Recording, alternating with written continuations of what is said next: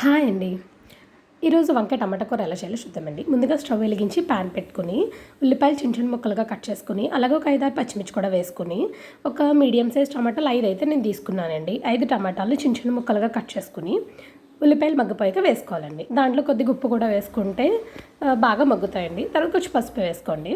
ఇప్పుడు వంకాయల్ని చిన్న చిన్న ముక్కలుగా కట్ చేసుకోవాలండి. ఉప్పు నీళ్ళలో వేసుకోవాలి.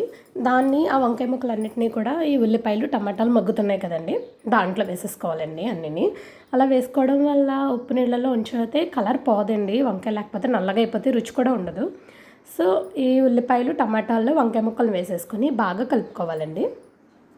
ఒక 50% ముక్క మెత్తబడేదాకా వేపుకోవాలండి. బాగా ఫ్రై చేసుకోవాలండి. బాగా వేపుకున్నాక చూడండి, అలా మధ్య మధ్యలో కలుపుతుండాలి. లేకపోతే మాడిపోతే కూర రుచి మొత్తం పాడైపోద్దండి.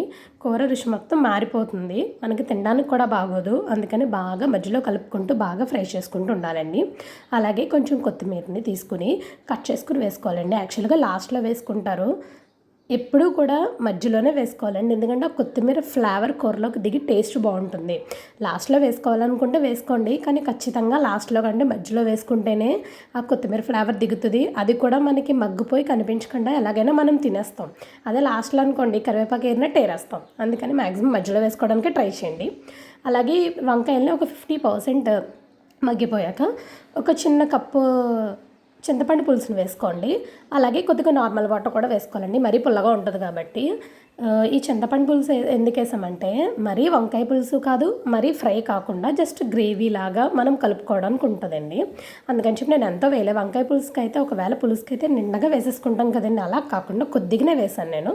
జస్ట్ గ్రేవీలా తయారవుతుంది అంతే. అలాగే ఒక టేబుల్ స్పూన్ కారం కూడా వేసుకుని బాగా కలుపుకోవాలండి. ఇప్పుడు బాగా మరిగించుకోవాలండి. మరి ఇలా వాటరీగా కాకుండా దగ్గరికి వచ్చే వరకు బాగా మరిగించుకోవాలండి. కారం వేసాం కదండి, కారము సాల్ట్ ఇవన్నీ ముక్కలకు పట్టేదాకా మరిగించుకోవాలండి. ఇప్పుడు ఏంటంటే మధ్యలో సబ్జా వాటర్ కానీ ఏదైనా బార్లీ వాటర్ కానీ మనం తాగుతూ ఉండాలండి. మన కుటుంబం కోసం ఎన్నో వంటలు చేస్తాం, చాలా కష్టపడుతుంటాం కాబట్టి మన కోసం మనం మధ్య మధ్యలో ఒక 2 minutes అయినా మనం కేటాయించుకోవాలండి. బయట ఉన్న డీహైడ్రేషన్ కోసం కానీ నెక్స్ట్ వంట దగ్గర ఉన్న వేడి కోసం కానీ మనం ఎలాగైనా మధ్య మధ్యలో తాగుతూ ఉండాలండి. అలా ఇది ఉడికేలోపు మీరు ఒక గ్లాస్ సబ్జా వాటర్ లేకపోతే ఏమి ఇష్టం లేకపోతే ఒక నార్మల్ వాటర్ అయినా తాగండి. ఏదో ఒక వాటర్ కంటెంట్ తీసుకుంటూ ఉండాలి. మీరు అది తాగేలోపు ఇది ఇలా వంకాయ ఉడికిపోతుందండి, బాగా మగ్గిపోతుంది. ఇప్పుడు ఒకసారి సాల్ట్ చూసుకోండి. చింతపండు అయితే వాటర్ అయితే ఇంకా వేయొద్దు, జస్ట్ సాల్ట్ చూసి సాల్ట్ తక్కువైతే వేసుకోండి. అంతేనండి. బాగా ఉడికిపోయాక కొంచెం వాటర్ దగ్గర పడేదాకా కలుపుకుంటూ ఉంటే ఇంకా ఫైనల్గా ఇలా ఉంటుందండి. అంతే, వంకాయ టమాటా కూర రెడీ. Bye bye.